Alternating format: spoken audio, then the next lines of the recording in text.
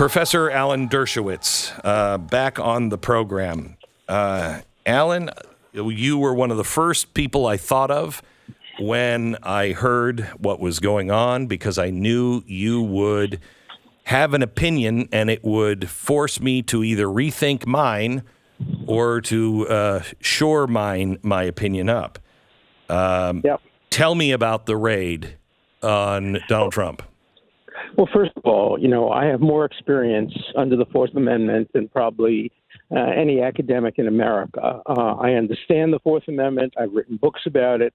I've litigated dozens of cases on the Fourth Amendment, and I'm a liberal Democrat who voted for Biden and against Trump. But this raid is absolutely outrageous and unconstitutional. You don't engage in a raid on a house unless you've exhausted all other possibilities. And the most obvious recourse here was a subpoena to the president, saying there are 25 boxes in your house, there's a safe. We would like you to bring them all to the court tomorrow morning before you have a chance to leave where you are in the Northeast and come there and destroy anything. And we will then submit it to a judge, and lawyers can argue some of it was unclassified, some of it was unclassified by the president, some was never classified. Some may be so classified that even the FBI shouldn't have access to it. Some may be privileged, lawyer-client executive privilege. This is exactly the kind of thing that needs a document-by-document analysis by a judge, not the FBI coming in and sweeping everything together, breaking into a safe. It reminds me of the Geraldo Rivera fiasco when he broke into the safe of one of the big gangsters, Capone or somebody, and nothing was in there. Nothing was in there. You must have a single standard of justice. I'm a friend of both Sandy Berger, who was the former national security advisor, the late Sandy Berger, and a friend of Hillary Clinton. What they were accused of was exactly comparable, and there were no searches of their houses. People who have been found guilty of taking classified material improperly have been given fines. I don't think there's ever been a search like this based on the allegations made in this case. Now, don't rush to judgment. Maybe there is something there. Right now, the burden of proof is heavily on the Justice Department and the FBI to justify what they have done. Absent a justification, most Americans will not believe this was necessary. And they're going to come back and say, oh, we can't discuss it. Ongoing investigation, classified material, nonsense. Appoint a special master who has security clearance, who can objectively look through this thing, or else appoint a congressional committee, a real committee, not like January 6th, which includes, 40% Republicans, 60% Democrats. Have them look at this in a classified manner. But we cannot accept either silence or a claim that privilege somehow or confidentiality requires silence. But do we even know the chain of command now? I mean, how safe is it? First of all, Alan, we had Hillary Clinton having some of her staff cut top secret off the top of documents in a skiff, send them to her server at her house, and we didn't go through this.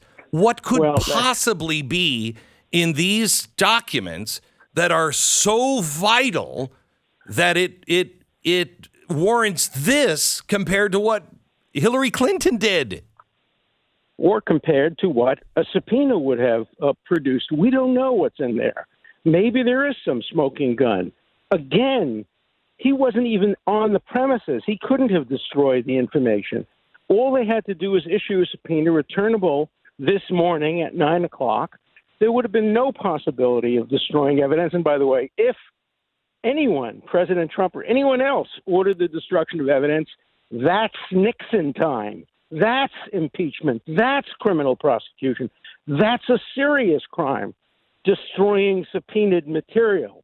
If that's what the law is there for, to prevent that. And does anybody believe that Donald Trump would have taken a chance to destroy material. He didn't know whether there were copies of the material or other evidence that it might be destroyed. This is a pretext. There's no way that the Justice Department actually believed that President Trump would destroy the documents. Now, people say, oh, but a judge approved of the search warrant. Let me tell you, with almost 60 years of experience as a criminal lawyer, I've never heard of a judge ever turning down a search warrant, ever. They give out search warrants more easily than Halloween candy. And so that's not a safeguard at all. Who was the judge? Do we know who did this? No, Do we know anything about them? We don't know anything. No, we haven't seen the document. Look, there is a search warrant in existence. We should see it. There is an affidavit in support of the search warrant. We know what happened when there was the search warrant for the FISA court. Yeah. It turned out to be fake. It turned out to be filled with lies. By the FBI. Yeah. Well, I love the FBI. I have worked with the FBI. I have worked with former directors of the FBI. It's a great organization. I don't know what the chain of command is. The White House has denied knowing about the raid, which is quite surprising. Obviously, the Attorney General, who I also know, a former student at Harvard Law School, I think very highly of him. I supported him for the Supreme Court. He obviously had to have approved this raid. What was he thinking? Let him tell us. Maybe he's right. Maybe he did the right thing. I want to know that. Americans have a right to know that, because we all now know if you can do this to a former president, you can do it to Glenn Beck, you can do it to Alan Dershowitz, you can do it to all of your listeners. And this has to be justified, or else it has to be undone. Could you speak directly as if I were a person that voted for Biden and I despise Donald Trump? And I think he's guilty of everything and he just can't be president anymore. Why is this so important that we correct? Yeah, look, I'm talking to you from Martha's Vineyard, where nobody in Chilmark speaks to me anymore. Recently, I was invited to a big event, a celebration of somebody's engagement. I got a letter this morning saying, we have been told not to invite you because if we invite you, nobody else will come. Oh, my gosh. Our social reputations will be destroyed.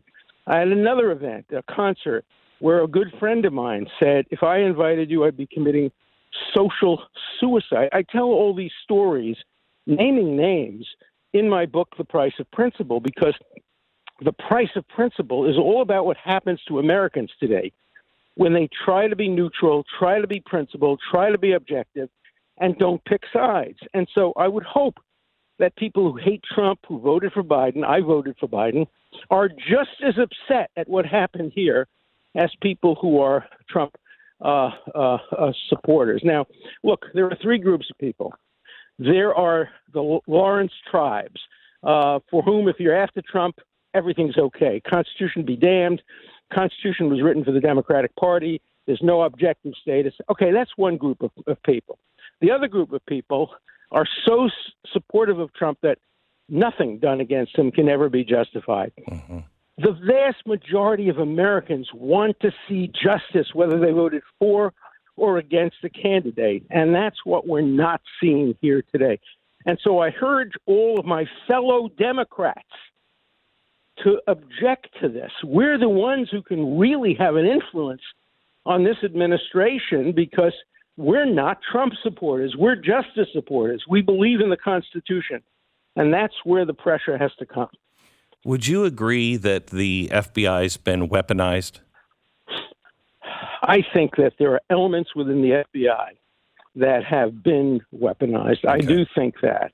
Look, it happened during the McCarthy period as well. And it was wrong then, and it's wrong now. The FBI should be, look, the head of the FBI is not a liberal Democrat. He's, nonpartisan. And I don't know whether he has deliberately done these things. But remember, the FBI works for the Justice Department. They are part of the Justice Department. And so, there's an old story where the Attorney General of the United States during the Second World War tried to get into the building late, and the building was restricted. And he said to the guard, "I am the Attorney General of the United States." And the guard said, "I don't care if you're J. Edgar Hoover himself, you can't get in here." But that was wrong. J. Edgar Hoover worked for the Attorney General of the United States.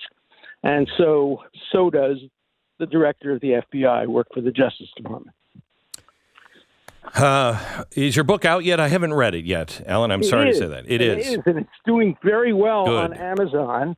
And please buy it and review it, because it's all about what's going on now. It's all about, it starts out with the phrase that partisanship has trumped principle. Yes. And that we no longer live in a nation governed by principles. We live in a nation governed by partisanship divisions.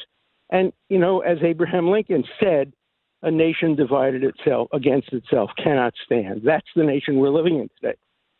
I will read it. The Price of Principle. You are paying a very high price for that, as are others.